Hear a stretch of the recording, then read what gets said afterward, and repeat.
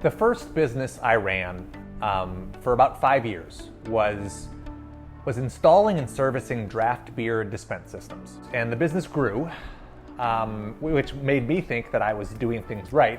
But what I didn't know then, and I do know now, is that the business was entirely manual.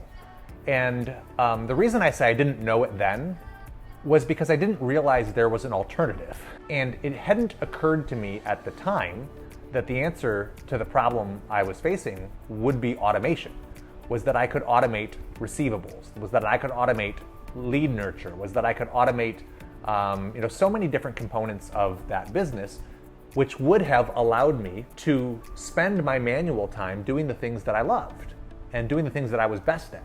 But instead, what I found was that I was wearing all the hats, which just wasn't a scalable recipe. And I think the reason I share this with you is because many small business owners are still in that same place. If you fast forward to today, I am an automation advocate, an automation proponent, and a small business owner, once again, with a completely different perspective on the role automation can play for growing a business. The transformation for me took place because I happened to move to Arizona, and I happened to find a job with Keap, which at the time was called Infusionsoft.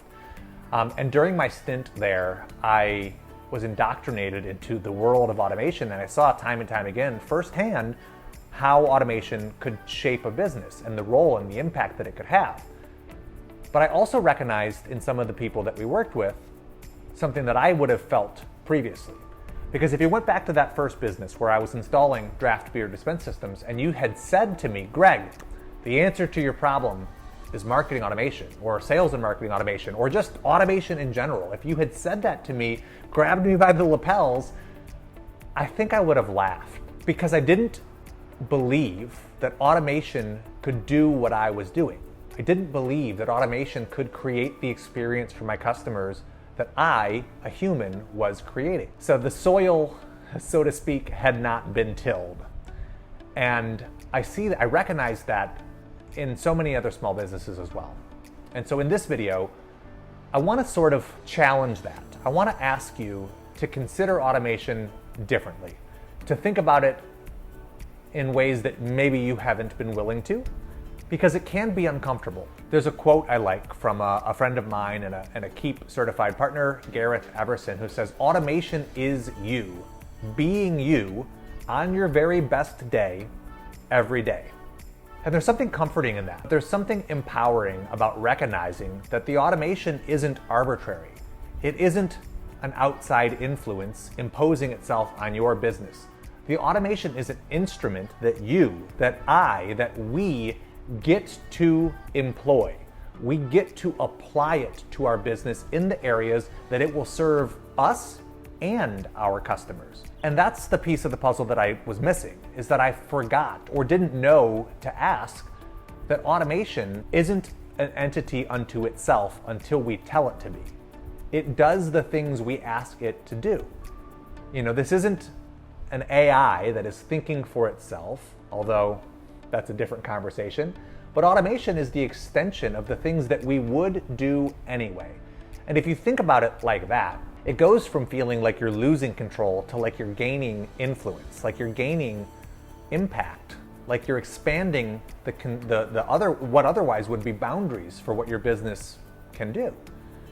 And to me, that's what automation makes possible, is it helps us do more of what we would do anyway. It helps us multiply the impact we can create, like for our customers and on the world. And it helps us amplify the message that we have. I think maybe a resistance that I hear is that, automation feels like this dramatic shift.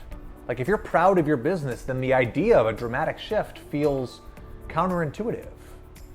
But automation doesn't have to be all that different. Yeah, it can mean repairing something that isn't working well or rebuilding a process that, is outdated.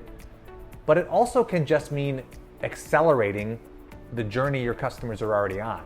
It can mean scaling the number of people that you're able to serve. And it can mean doing more of the things that you're proudest of. Sometimes that happens by simply, layering in automation to make things possible that weren't there previously. But sometimes it happens by automating things that you are doing presently that you shouldn't be, or that your team members are doing that aren't the best use of their times, or that might be, driving them towards burnout. And so I wanted to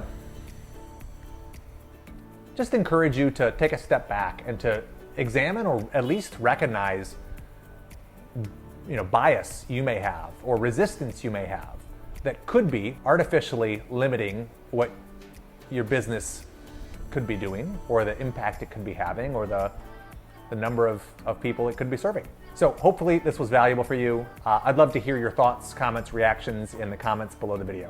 Take care.